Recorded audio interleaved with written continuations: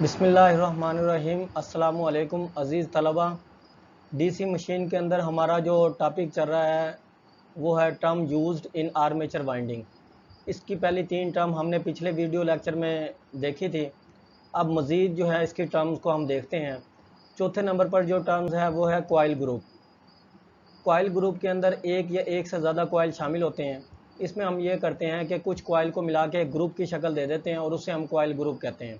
यानी वाइंडिंग के अंदर मुख्तलिफ कॉइल को आपस में तरतीब देकर एक ग्रुप बना लेते हैं। ठीक है, इसमें यह चीज़ याद रखने वाली है कि इसके अंदर एक कॉइल भी हो सकता है और एक कॉइल से ज़्यादा भी हो सकते हैं। 2 कॉइल भी हो सकते हैं, 2 कॉइल से ज़्यादा भी हो सकते हैं। ठीक है, मुख्तलिफ तादाद हो सकती है इसके अंदर, तो इसको हम क्या कहते हैं, कॉइल ग्रुप कह देते हैं। ठीक है, 5वें नंबर पर आ जाता है वाइंडिंग। अब वाइंडिंग क्या होती है जी? आर्मेचर वाइंडिंग, यानी कि आर्मेचर वाइंडिंग कैसे बनती है? जब कॉइल ग्रुप की मखसूस तादाद को एक ख़ास अंदाज के साथ आर्मेचर के ऊपर तरतीब दे दिया जाता है तो उसे हम क्या कहते हैं, आर्मेचर वाइंडिंग कहते हैं। ठीक है जी, जब कॉइल ग्रुप की मखसूस तादाद को एक ख़ास अंदाज के साथ आर्मेचर के ऊपर तरतीब दे दिया जाता है तो उसे हम क्या कहते हैं, आर्मेचर वाइंडिंग कहते हैं। यानी कि मुख्तलिफ कॉइल ग्रुप होते हैं, उनको हमें ख़ास तरतीब से जो है ना आर्मेचर के ऊपर क्या कर देते हैं, तरतीब दे देते हैं। ठीक है, ख़ास तरतीब के साथ आर्मेचर के ऊपर लपेट देते हैं तो उस लपेटने को या उस तरतीब को हम क्या देते हैं, आर्मेचर वाइंडिंग कह देते हैं। ठीक है, लेकिन ये याद रहे कि इसके अंदर कॉइल ग्रुप की मखसूस तादाद होती है, ये भी याद रखना है आपने इसके अंदर। 6ठे नंबर पर है पोल पिच। ठीक है जी, पोल पिच की हम 2 तरह से डेफिनेशन कर सकते हैं।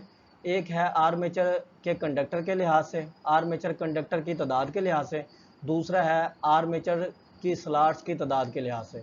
ठीक है, यानी कि अब हम इसकी पहली डेफिनेशन देखते हैं कि किसी पोल के ज़ेरे असर जितने आर्मेचर कंडक्टर आते हैं उनकी तादाद को हम क्या कहते हैं, पोल पिच कहते हैं। ठीक है, पहली डेफिनेशन हो गई है कि किसी भी पोल के ज़ेरे असर जितने भी आर्मेचर के कंडक्टर आते हैं उनकी तादाद को हम क्या कहते हैं, पोल पिच कहते हैं। इसी तरह किसी भी पोल के ज़ेरे असर जितनी आर्मेचर की स्लॉट्स की तादाद आती है उस तादाद को हम क्या कहते हैं, पोल पिच कहते हैं। 2 तरह से पोल पिच की डेफिनेशन है। ठीक है, अगर आप स्लाइड के अंदर देखेंगे तो स्लाइड के अंदर मैंने ये लिखा हुआ है कि हमारे पास एक आर्मेचर है जिसके 36 कंडक्टर हैं और उसमें हमने 4 पोल बनाने हैं। तो उसकी पोल पिच निकालने के लिए हमने क्या लिखा है, y = z/p। पिछले वीडियो लेक्चर में मैंने आपको बताया था कि आर्मेचर वाइंडिंग के अंदर कंडक्टर की कुल तादाद को हम z से शो करते हैं और नंबर ऑफ़ पोल की तादाद को p से शो करते हैं। तो इसलिए मैंने z/p यानी कि टोटल नंबर ऑफ़ कंडक्टर बटा पोल। ठीक है, तो इस तरह 36/4 जो है उसका जवाब हमारे पास क्या आ गया, 9 आ गया। तो इसका मतलब ये है कि इसके अंदर हमारे पास जो पोल पिच होगी वो किसके बराबर होगी, 9 कंडक्टर पर पोल होंगे। यानी एक पोल के ज़ेरे असर कितने कंडक्टर आएंगे, आर्मेचर के 9 कंडक्टर आएंगे। ये हमेशा याद रखें कि पोल पिच को हमेशा वाई से शो करते हैं हम। ठीक है जी, पोल पिच को हमेशा हम बड़े वाई से शो करते हैं। इसके बाद जो नेक्स्ट जो है हमारे पास वो है कॉइल स्पेन या कॉइल पिच। ठीक है जी, अब ये कॉइल स्पेन और कॉइल पिच जो है ये भी बड़ी अहम टर्म है। इसमें देखें, इसमें क्या होता है कि आर्मेचर कंडक्टर या आर्मेचर स्लॉट्स की तादाद के लिहाज से किसी भी एक कॉइल की जो दोनों साइडों के दरमियान जो फासला आता है उसे हम क्या कहते हैं, उसे हम कॉइल स्पेन या कॉइल पिच कहते हैं। ठीक है, इस शक्ल में देखें, इस शक्ल में अगर आप देखेंगे यहाँ पर तो ये जो है हमारे पास जो है ना, ये एक कॉइल, ये हमारे पास एक कॉइल दिखाया गया। ठीक है, मैं इस कॉइल को सर्कल के अंदर कर रहा हूँ, ये हमारे पास कॉइल ए है। इस कॉइल की पहली साइड अगर आप देखेंगे, ये इसकी पहली साइड है, ये जो मैं रेड कलर की लाइन लगा रहा हूँ, और ये स्लॉट नंबर 1 के अंदर है। यहाँ पर ये देखें, यहाँ पर स्लॉट नंबर 1 है। ठीक है जी, ये जहाँ पर मैं गुड लगा रहा हूँ ये स्लॉट नंबर 1 है। इसी कॉइल की अगर आप दूसरी साइड देखेंगे तो वो इस जगह स्लॉट नंबर 5 के अंदर है। ठीक है जी, किस जगह है वो, स्लॉट नंबर 5 के अंदर है। तो इसलिए जब हमने इसका कॉइल स्पेन निकालना है तो यहाँ पर देखें मैंने यही लिखा हुआ है कि कॉइल स्पेन किसके बराबर है, कॉइल स्पेन किसके बराबर है। अब देखिए, पहली साइड जो है वो स्लॉट नंबर 1 के अंदर है और आखिरी जो साइड है वो स्लॉट नंबर 5 के अंदर है। तो इसलिए मैंने यहाँ पर लिखा है 5 - 1 = 4। तो इसका जो कॉइल स्पेन है या कॉइल पिच जो है वो कितना आ गया, 4 आ गया हमारे पास। क्या आ गया जी, 4 आ गया। ठीक है जी, ये हमारे पास कॉइल ए है, यानी कि ये वाला जो है ये कॉइल ए है। इसी तरह हमारे पास एक और कॉइल दिखाया गया है जिसको हम कॉइल बी कहते हैं। ये मैं इसको सर्कल कर रहा हूँ कॉइल बी को। कॉइल बी जो है वो ये वाला है जिसके ऊपर मैं गुड का निशान लगा रहा हूँ। ठीक है, अगर आप इस कॉइल की पहली साइड ये वाली देखें तो ये क्या है, ये स्लॉट नंबर 3 के अंदर है। ठीक है जी, ये हमारी क्या है, स्लॉट नंबर 3 है। और इसी कॉइल की दूसरी साइड ये वाली साइड जो है, ये वाली साइड अगर आप देखेंगे तो ये स्लॉट नंबर 6 के अंदर है। तो इसका हम कॉइल स्पेन या कॉइल पिच किस तरह निकालेंगे, इसका हम कॉइल स्पेन कैसे निकालेंगे, 6 - 3। ठीक है, जो आखिरी साइड है वो स्लॉट नंबर 6 के अंदर है, जो पहली साइड है वो स्लॉट नंबर 3 के अंदर है। तो इसलिए हमने 6 - 3 = 3 आ गया। ठीक है, तो इसका कॉइल स्पेन या कॉइल पिच कितना आ गया, 3 आ गया। तो ये इस तरह मैंने एग्जांपल देके 2 मिसालें आपको समझा दी हैं 2 कॉइल के। अच्छा, एक चीज़ याद रखें, पीछे मैंने आपको पोल पिच पढ़ाया है। ये जो कॉइल स्पेन या कॉइल पिच है ना, ये पोल पिच के बराबर या पोल पिच से कम भी हो सकता है। ठीक है, अगर ये कॉइल स्पेन पोल पिच के बराबर हो, अगर ये वाला कॉइल स्पेन पोल पिच के बराबर हो, ठीक है, तो फिर फुल पिच वाइंडिंग होगी। तो वाइंडिंग कौन सी होगी, फुल पिच वाइंडिंग होगी।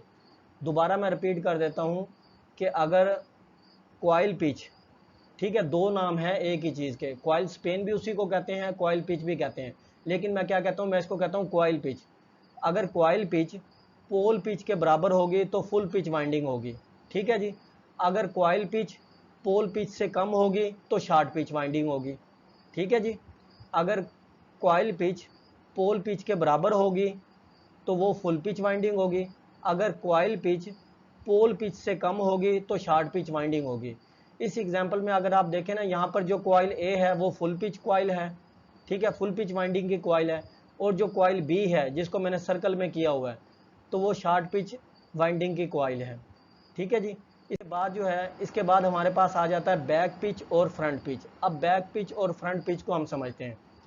देखें जी, वही चीज़ है कि आर्मेचर कंडक्टर की तादाद के लिहाज से या आर्मेचर की स्लॉट्स के लिहाज से किसी एक कॉइल का आर्मेचर की पुष्ट पे तय करदा फासला हम क्या कहते हैं, उसे बैक पिच कहते हैं। अब देखें यहाँ पर, देखें यहाँ पर जो है ना, मैं यहाँ पर एक कॉइल है, ये मैं कॉइल नंबर 1 इसके ऊपर लिख रहा हूँ। इसके ऊपर मैं क्या लिख रहा हूँ, कॉइल नंबर 1 लिख रहा हूँ। अब इस कॉइल को अगर आप देखें तो इस कॉइल की एक साइड ये है, ये जो मेरी रेड कलर लग रही है की लाइन लग रही है, और दूसरा जो इसकी साइड है वो ये डॉटेड लाइन है, ये मैं ये लगा रहा हूँ। ठीक है, ये कॉइल नंबर 1 है, इसकी पहली साइड ये वाली है और दूसरी साइड ये डॉटेड लाइन वाली साइड है। ठीक है, मैंने क्या कहा है कि किसी भी कॉइल का आर्मेचर कंडक्टर की तादाद के लिहाज से या आर्मेचर की स्लॉट्स की तादाद के लिहाज से आर्मेचर की बैक पर तय करदा फासला, ये जितना भी फासला है ना, ये जितनी भी साइड है, ये बैक साइड है आर्मेचर की। ठीक है जी, बैक साइड पे तय करदा फासला हम क्या कहलाते हैं, बैक पिच कहलाते हैं। अब देखें, ये जो एरो हेड लगा हुआ है ना इसके नीचे और इस पे YB लिखा हुआ है, ये क्या है जी, ये बैक पिच है। ये क्या है, बैक पिच है। दोबारा से सुन ले, मैं दोबारा रिपीट कर देता हूँ कि आर्मेचर कंडक्टर की तादाद के लिहाज से या आर्मेचर स्लॉट्स की तादाद के लिहाज से किसी एक कॉइल का, कॉइल सेम होगी, एक कॉइल का आर्मेचर की बैक साइड पर तय करदा फासला बैक पिच कहलाता है। ठीक है, ये बैक पिच ये लगा हुआ है, ये देखें, ये बैक पिच है, YB लिखा हुआ। और हमेशा याद रखें कि बैक पिच को YB से हम शो करेंगे। ठीक है जी, ये बैक पिच आ गया। इसी तरह फ्रंट पिच पे आ जाते हैं। फ्रंट पिच पे क्या होगा, वही चीज़ है कि आर्मेचर कंडक्टर की तादाद के लिहाज से या आर्मेचर की स्लॉट्स की तादाद के लिहाज से किसी कॉइल का आर्मेचर की फ्रंट साइड पर तय करदा फासला वो उसके क्या कहलाएगा, फ्रंट पिच कहलाएगा। अब देखें, ये कॉइल नंबर 1 जो है ये यहाँ पर है, कॉइल नंबर 1। ठीक है, इसकी ये डॉटेड लाइन वाली साइड देखें जिसके ऊपर मैंने रेड कलर की लाइन लगाई हुई है। ठीक है, यहाँ पर ये कॉइल नंबर 1 ख़त्म हो गया और अब ये वाली जो है ये कॉइल नंबर 2 है। ये जी कॉइल नंबर कौन सी है, ये मैं 2 लिख रहा हूँ इसके ऊपर जी, देखें ये कॉइल नंबर 2 है। अब कॉइल नंबर 2 जो है वो यहाँ से शुरू हो रहा है। ठीक है, यहाँ से ये देखें, मैं यहाँ पर ये गहरी रेड लाइन लगा रहा हूँ। तो इस तरह जो कॉइल नंबर 1 जो है उसकी आखिरी साइड ये वाली डॉटेड साइड है और कॉइल नंबर 2 जो है उसकी साइड ये है। इन दोनों के दरमियान जो फासला है, क्योंकि ये फ्रंट साइड पे चल रहा है ये फासला, यानी कि ये जो मैं अंडरलाइन कर रहा हूँ ये वाली जो हमारी फासला बनेगा इसको हम क्या कहेंगे, फ्रंट पिच कहेंगे। ठीक है, आर्मेचर कंडक्टर की स्लॉट्स के लिहाज से या आर्मेचर कंडक्टर की तादाद के लिहाज से किसी कॉइल का आर्मेचर की फ्रंट साइड पर तय करदा फासला हम उसे क्या कहेंगे, फ्रंट पिच कहेंगे। और हमेशा याद रहे कि फ्रंट पिच को हम YF से शो करते हैं। इसीलिए ये जो है ये हमारी फ्रंट पिच है, ठीक है जी। और ये वाली हमारी क्या है, बैक पिच है, ठीक है जी। अब इसके इस पिक्चर के अंदर आपको फ्रंट पिच और बैक पिच दोनों क्लियर हो गए होंगे। नेक्स्ट में आ जाते हैं, नेक्स्ट में जो है रिजल्टेंट पिच, ठीक है। अब रिजल्टेंट पिच देखें, रिजल्टेंट पिच क्या है जी, किसी भी दो कॉइलों के दरमियान, ठीक है, किसी भी दो कॉइलों के दरमियान जो तय करदा फासला होता है उनको हम क्या कहते हैं, रिजल्टेंट पिच कहते हैं, ठीक है जी, ठीक है। और ये भी नंबर ऑफ स्लॉट्स या नंबर ऑफ कंडक्टर की तादाद में। अब देखें ये कॉइल नंबर 1 है हमारी, ठीक है जी। रिजल्टेंट पिच में क्या है, ये कॉइल नंबर 1 है और ये कॉइल नंबर 2 है। इसमें अगर आप देखेंगे कॉइल नंबर 1 की साइड नंबर 1 ये है, ठीक है, और कॉइल नंबर 2 की साइड नंबर 1 ये है। यानी कि एक कॉइल के स्टार्ट से दूसरे कॉइल के स्टार्ट तक जो फासला है, जो तय करदा फासला है, और ये फासला किस में होगा, ये या तो आर्मेचर कंडक्टर की तादाद में होगा या आर्मेचर स्लॉट्स की तादाद में होगा। यानी एक कॉइल के शुरू से दूसरे कॉइल के शुरू तक का जो आर्मेचर कंडक्टर की तादाद के लिहाज से या आर्मेचर की स्लॉट्स के लिहाज से जो फासला होगा उसे हम क्या कहेंगे, रिजल्टेंट पिच कहेंगे, ठीक है जी। इसको हम वाई आर से शो करते हैं, ये वाई आर है, ठीक है जी। इसको हम किससे शो करते हैं, वाई आर से शो करते हैं, ठीक है जी। ये दो कॉइलें हैं, दो कॉइलों को मैंने ऊपर लिख दिया, यानी एक कॉइल की शुरू वाली साइड ये है, दूसरे कॉइल की शुरू वाली साइड ये है। इन दोनों साइडों के दरमियान जो आर्मेचर कंडक्टर की तादाद के लिहाज से या आर्मेचर की स्लॉट्स की तादाद के लिहाज से जो तय करदा फासला होगा उसे हम क्या कहेंगे, रिजल्टेंट पिच कहेंगे, और इसको वाई आर से शो करते हैं। इसके बाद है कम्यूटेटर पिच। अब कम्यूटेटर पिच क्या होती है, देखें जी, किसी भी कॉइल की जो दो साइडें होती है ना, वो कम्यूटेटर के दो सेगमेंट से जुड़ी होती है। जैसे कॉइल नंबर 1 देखें, कॉइल नंबर 1 की एक साइड इस ये जुड़ी हुई है कम्यूटेटर के सेगमेंट से, और इसी की ये डॉटेड लाइन जो है, ये वाली डॉटेड लाइन जो है, ये वाली साइड, ठीक है, ये वाली साइड अगर आप देखेंगे ऐसे करके तो ये वाली साइड यहाँ जुड़ी हुई है, ठीक है। एक साइड ये जुड़ी हुई है जहाँ मैं ये लाइनें लगा रहा हूँ। तो इसीलिए एक कॉइल की क्या है, ये दो कम्यूटेटर के सेगमेंट से जुड़ी हुई हैं। इन दोनों कम्यूटेटर सेगमेंट्स के दरमियानी जो फासला होगा उसे हम क्या कहेंगे, कम्यूटेटर पिच कहेंगे, ठीक है।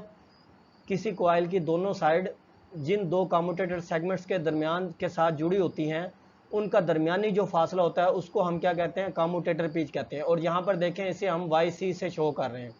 कम्यूटेटर पिच को हम किससे शो करेंगे, वाई सी से शो करेंगे, ठीक है। यानी कि इसके लिए शर्त क्या है कि सेम कॉइल होना चाहिए, जिन वो दो कम्यूटेटर के साथ जुड़ा हो, कम्यूटेटर के जिन दो सेगमेंट्स के साथ जुड़ा हो, उन दो सेगमेंट्स का दरमियानी फासला, ठीक है। अब इसका दरमियान ये है और इसका दरमियान ये है, इन दोनों का जो दरमियानी फासला है ना, उसको हम क्या कहेंगे, कम्यूटेटर पिच कहेंगे, ठीक है। और इसको वाई सी से हम शो करते हैं। तो इस लेक्चर में इतना ही, नेक्स्ट वीडियो तक इजाज़त दीजिएगा। अल्लाह हाफिज़, थैंक यू वेरी मच।